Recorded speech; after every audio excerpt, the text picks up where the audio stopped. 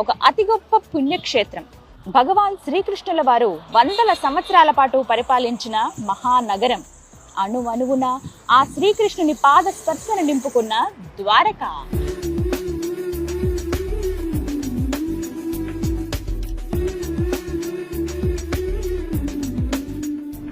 నమస్కారం, welcome to Suman TV. ప్రస్తుతం నేనున్నాను శ్రీకృష్ణ భగవానుడు పరిపాలించిన ద్వారకా నగరం. ద్వారకా నగరం 365 రోజులు భక్తులతో కిటకిటలాడుతూనే ఉంటుందండి.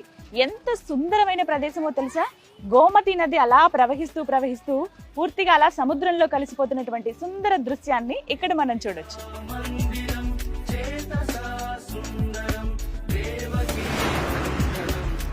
అంతేకాదు, ఆలయం చుట్టూ ఇంకా ఎన్నో ప్రదేశాలు, ఉపాలయాలు ఉన్నాయి. అవన్నీ ఈ వీడియోలో నేను మీకు చూపిస్తాను. రండి వెళ్దాం.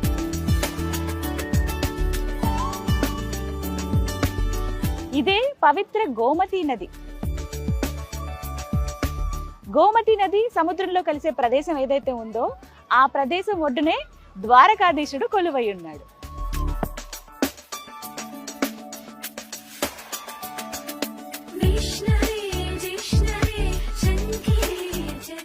గోమతి పవిత్ర నదికి దీపారాధన చేసి, అలాగే ఇందులో చాలా చేపలు ఉన్నాయి. వాటికి ఆహారం వేయటానికి కూడా ఇక్కడ మనకి అమ్ముతూ ఉంటారు.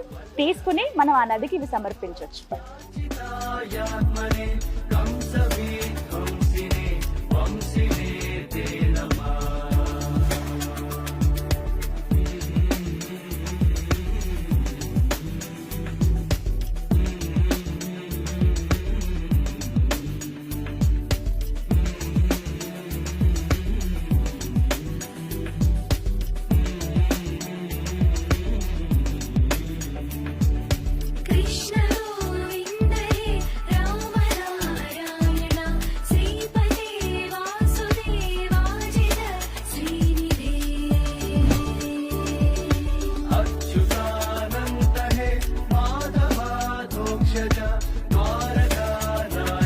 ఇక్కడ కనిపిస్తున్న ఈ బ్రిడ్జే సుధామ సేతు.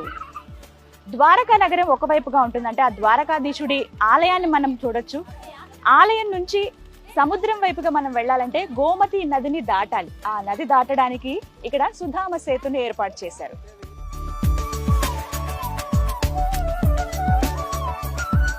ఆదిశంకరాచార్యుల వారు భారతదేశ వ్యాప్తంగా 4 పీఠాలను స్థాపించారు. అందులో మొదటిది శృంగేరి, 2 పూరి, 3వది జ్యోతిర్మఠం, ఇక 4వది ద్వారక.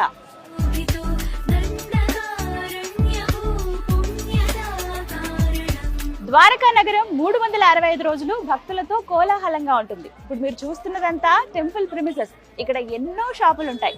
నచ్చిన వాళ్ళు హ్యాపీగా షాపింగ్ చేసుకోవచ్చు. ఆ కృష్ణయ్య ప్రతిమలు, అలాగే ద్వారకా నగరంలో అప్పటి ప్రజలు ఎలాంటి వస్త్రధారణ వేసుకునేవారో అలాంటి వస్త్రాలు కూడా ఇక్కడ అమ్ముతున్నారు. కావాల్సిన వాళ్ళు కొనుక్కోవచ్చు.